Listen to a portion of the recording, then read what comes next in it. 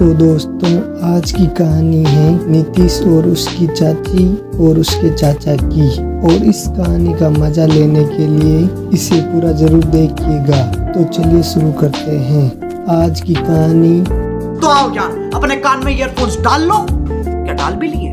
बहुत तेज हो रहा है। तो आज की कहानी की शुरुआत नीतीश से होती है, जो अपने शहर से गांव आया होता है अपने जमीन के काम से। और हम देखते हैं कि वो ऑटो से उतरता है और अपने चाचा के घर आता है। और घर के अंदर आते ही वो अपने चाचा और चाची को ढूंढने लगता है, तो उसे वहाँ पर कोई नहीं मिलता है। तभी उसकी नज़र जाती है अपनी मोहनी चाची पर, जो नहा रही होती हैं। और उन्हें नहाता हुआ देखकर नीतीश थोड़ा घबरा जाता है और वो वहाँ से बाहर आ जाता है। और कुछ ही देर में वहाँ पर उसके चाचा मनोहर आ जाते हैं और वो उसको अपने घर में लेकर आते हैं। और यहाँ पर वो दोनों बैठकर बातें करने लगते हैं। तभी वहाँ पर मोहिनी चाची नहाकर बाहर आती हैं और वो नीतीश से मिलकर बहुत खुश होती हैं। और वो नीतीश को फ्रेश होने के लिए कहती हैं।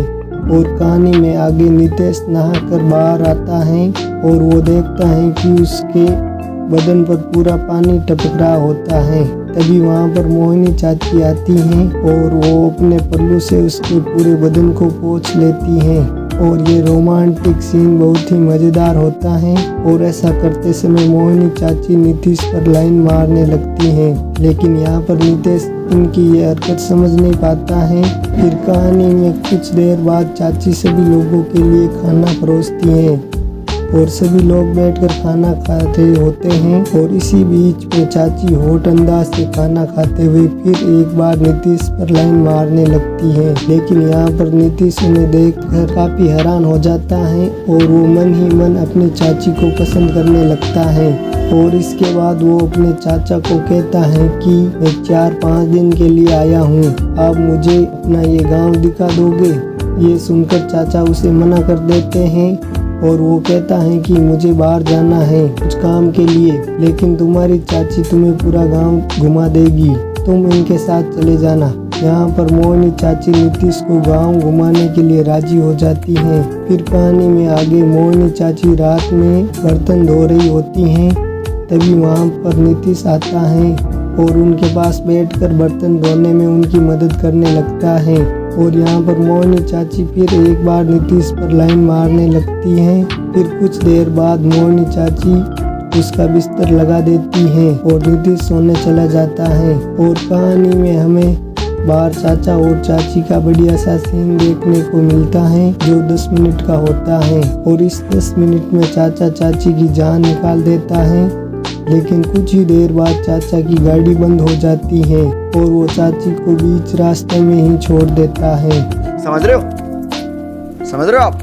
समझ रहे हो? और ये पूरा सीन नीतीश लाइव देख रहा होता है और वो समझ जाता है कि मोहिनी चाची प्यासी है। और कहानी में फिर अगले दिन चाची नीतीश को गांव घुमाने के लिए लेकर चली जाती हैं और उसे अपनी सारी जमीन दिखा रही होती हैं। और इसी बीच वो लोग थककर एक जगह बैठ जाते हैं और इसी बीच नीतीश चाची पर लाइन मारने लगता है और इन दोनों में थोड़ी रोमांटिक बातें होती हैं और चाची शर्मा के वहाँ से चली जाती हैं। फिर कहानी में कुछ देर बाद हमें नीतीश के पास चाची को दिखाया जाता है और यहाँ पर हमें इन दोनों का 10 मिनट का बढ़िया सा सीन दिखाया जाता है।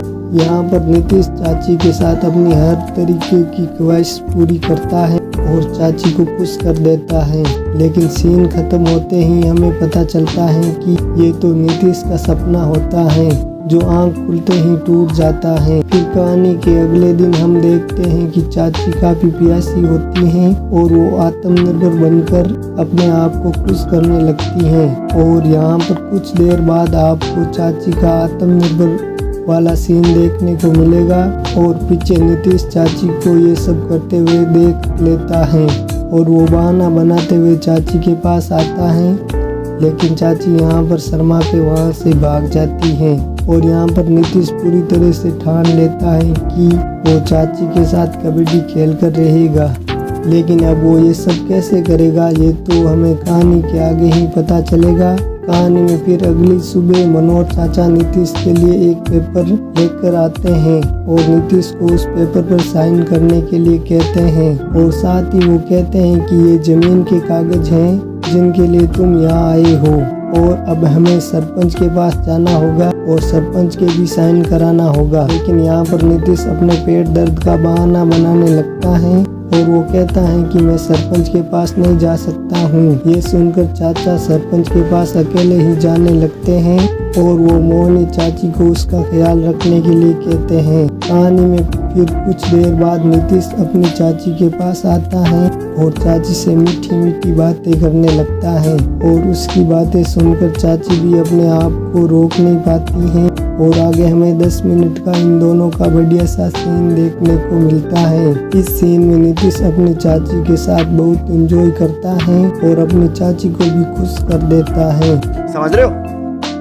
समझ रहे हो? लेकिन ये सीन भी उसका सपना ही होता है जो जल्दी ही टूट जाता है। कहानी में फिर कुछ देर बाद चाचा जी वापस आ जाते हैं और वो नीतीश को बताते हैं कि मेरी सरपंच से बात हो गई है और तुम्हारा काम भी हो गया है, लेकिन कुछ पेपर के काम बाकी हैं, उसके लिए 4-5 दिन लग जाएंगे।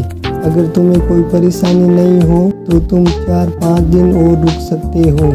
और यहाँ नीतीश के पास कोई दूसरा रास्ता भी नहीं होता है और चाची भी उसको प्यार से उसको वहाँ रुकने के लिए कहती है, इसीलिए नीतीश वहाँ रुकने के लिए राजी हो जाता है। फिर कहानी में आगे मोहनी चाची किचन में काम कर रही होती हैं और नीतीश को लगता है कि यही सही मौका है चाची को पाने का और नीतीश चाची के पास आकर चाची को अपनी बाहों में पकड़ने की कोशिश करने लगता है। लेकिन ऐसा होता देख चाची काफी गुस्से में आ जाती हैं और वो नीतीश को एक जोरदार थप्पड़ मार देती है और उसको वहाँ से भगा देती है।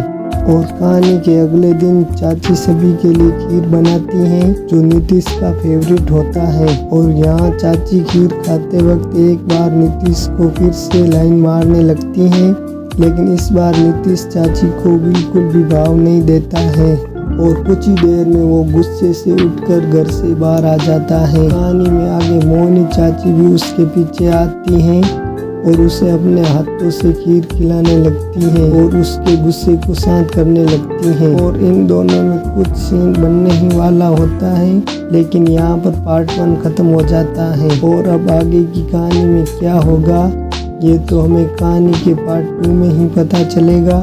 और आपको ये कहानी पसंद आई है तो प्लीज़ इस वीडियो को लाइक कर दीजिए और मेरे चैनल को सब्सक्राइब कर दीजिए।